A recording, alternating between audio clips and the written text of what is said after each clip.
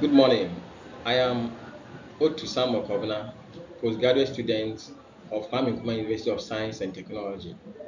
Today, I present corporate governance, strategic imperative or regulatory box taking. Introduction of corporate governance. The term governance is derived from the Greek word "karbona," which means to steer, to pilot, and to guide, and has been historically used for guiding a ship. Corporate governance has evolved over the years, especially attributed to the 1997 economic crisis in Asia. The recent proponents of corporate governance, such as James D. Wolfenson, the ninth president of World Bank, has defined corporate governance as the promoting fairness, transparency, and accountability. Shareholder primacy by Friedman 1970 argues that companies' primary duty is to maximize profit and value for its shareholders. Freeman in 1984, however, defined stakeholders as any group of individuals who can affect and are affected by the achievement of the organization.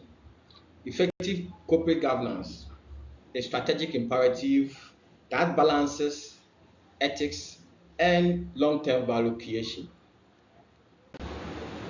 Agency theory.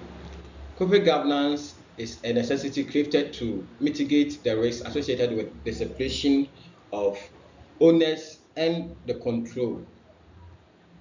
According to Jensen and Macklin 1977, agency theory is as a contract where one group of people delegates their power and authority and control in decision making of their organization to another party, serving as the agent to take care of the organization. Shareholder theory, according to Friedman, defined as a group of individuals who can affect or are affected by the achievement of an organization's objectives. Stewardship theory, defined by okay, stewardship theory and environmental, social, and governance, as described by OECD 2025, is all about corporate sustainability, meaning integrating environmental and social considerations into organizations' operations. Theoretical framework, agency theory, stakeholder theory, stewardship.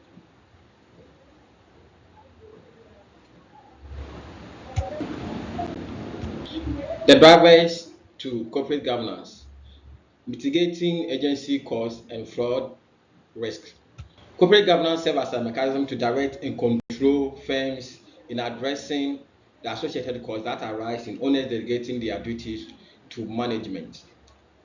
This requires the systems of board independence, composition, audit and risk committees, and executive compensation alignment.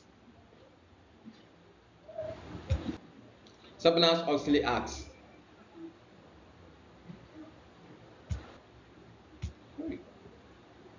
to incorporate into organizations' way of doing things, board independence, financial literacy accounting and audit committee, whistleblower protection, and independent oversight through the Public Company Accounting Oversight Board, and strengthen internal control, which helps in minimizing or mitigating occurrences of fraud, risk, and scandal. Organizations' way of doing things, which requires today's companies in doing business to inculcate in their strategies and ways of operating business the environmental and social governance framework. Framework for implementation. One, board independence and diversity. According to Globe and Close 2017, it is important for organizations to have directors who are loyal to the shareholders and management not holding the directors on their behalf. A significant minority of the board should be independent under the new stock exchange regulations. Audit and risk committee. Audit and risk committees are required components of the corporate governance framework.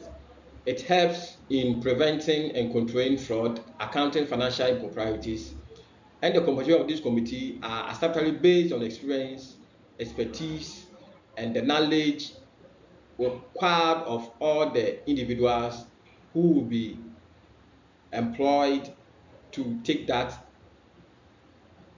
positions. Executive compensation alignment. The idea of the executive compensation alignment is to ensure fair and equal compensation for board service throughout their tenure of office. Even though lead directors and committee chair may be having a special or additional incentives, firms should consider special arrangements like stock options,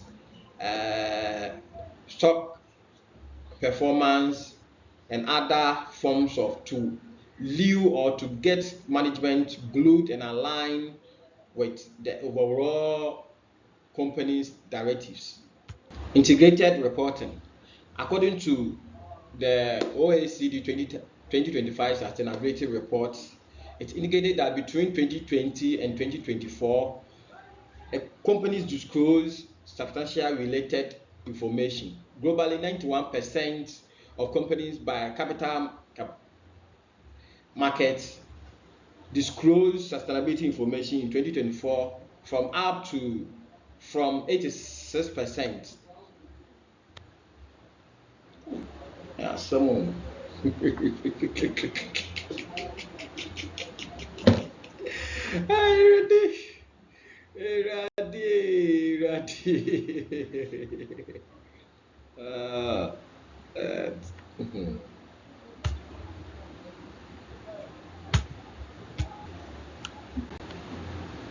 Impact on key organizational decisions, strategic planning and risk management.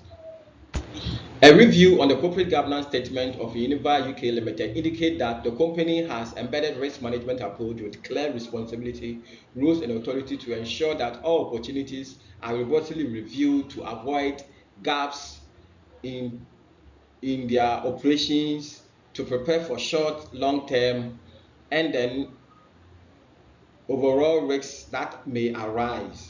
Financial transparency and disclosure. According to Beasley 1996, the probability of detecting financial statement fraud in American firms decreased in relation to the number of outside directors. Personally, et al.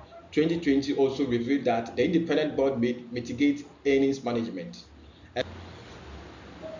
Good corporate governance serves as an essential vehicle to propel the execution of mergers and acquisitions, reducing risks and maximizing shareholder value. Crisis management and ethical dilemmas. Corporate governance practices and systems provide an effective avenue for management of crisis and ethical issues, and they help typically, especially in the case of Johnson & Johnson Pharmaceutical Company. In 1982, where several customers were reported to have died after consuming